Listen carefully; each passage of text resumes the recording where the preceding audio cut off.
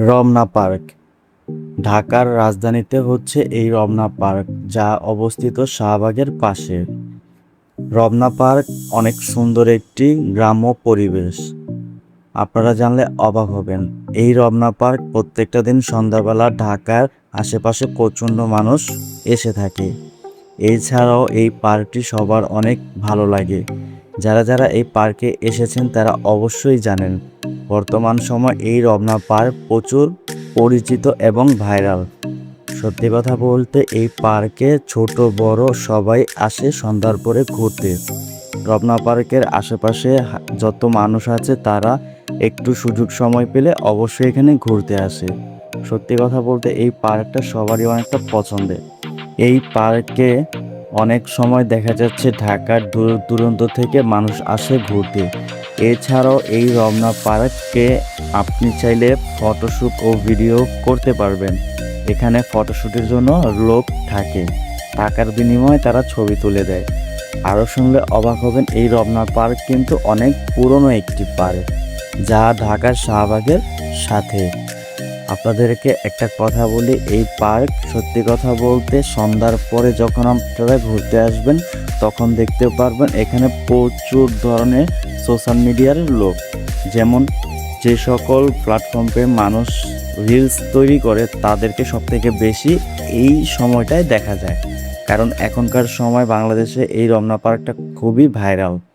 আরেকটা কথা বলে রাখি, এই পার্কে কিন্তু ছোট বড় সবাই আসতে পারে, আর এই পার্কে আসার জন্য কোনো টিকিট লাগে না।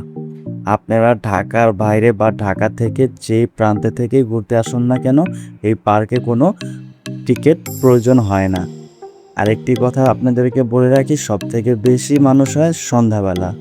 এছাড়াও এই পার্কে সকাল 9টা থেকে সন্ধ্যা 6টা পর্যন্ত অনায়াসে ঘুরে যায় পুরো পার্কটিও।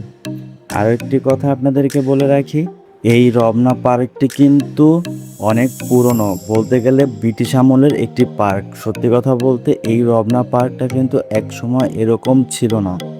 এটা বাংলাদেশ স্বাধীন হওয়ার পরে যখন বাংলাদেশ সরকারের হাতে দায়িত্ব আসে তখনই এই পার্কটাকে এত সুন্দর করে গড়ে তোলা হয়েছে।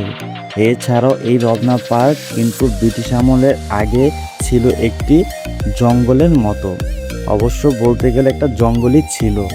এখানে সন্ধ্যার পরে হাজারো মানুষ বা বাচ্চা কাচ্চা সবাই আসে, অনেকে সাইকেল নিয়ে পুরোটা ঘুরে, যে যেমন পারে ঘুরে, কারণ এটা হচ্ছে একটা উন্মুক্ত পার্ক।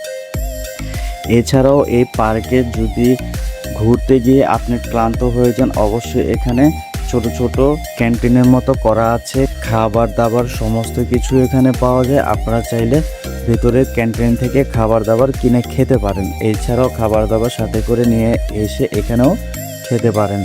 আরও আছে সুব্যবস্থা, বসার জায়গা, ঘোরার জায়গা, আর সবথেকে বড় কথা, বাংলাদেশে আরও কিছু গার্ডেন বা পার্ক আছে, তাও ওগুলোর তুলনায় এই রমনা পার্কটা পার্সোনালি আমার কাছে অনেকটা ভালো লেগেছে। তার কারণ হচ্ছে এই রমনা পার্কটা সব থেকে বড় কথা হচ্ছে অনেকটা পরিষ্কার পরিচ্ছন্ন রাখা। আরেকটি কথা তোমাদেরকে বলে রাখি, এই রমনা পার্কে কিন্তু সন্ধ্যার পরে প্রচুর পরিমাণে টিকটকার দেখা যায়, যারা এখানে ভিডিও করে থাকে। এছাড়াও অনেকে আসে ফ্যামিলি নিয়ে ঘুরতে, অনেকে আসে তার ব্যক্তিগত টাইম এক্সপেন্ড করার জন্য।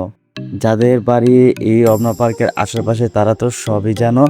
আর যারা ঢাকার বাইরে থেকে ভিডিওটা দেখছো তাদেরকে একটা কথা বলে রাখি, ঢাকার মধ্যে সব থেকে সুন্দর একটি গার্ডেন থাকলে এটাই হচ্ছে রমনা পার্ক, যেটা হচ্ছে উন্মুক্ত, কোনো টিকিটের প্রয়োজন হয় না। যদি ভিডিওটা ভালো লাগে চ্যানেলটা সাবস্ক্রাইব করে পাশেই থাকবেন। ধন্যবাদ সবাইকে।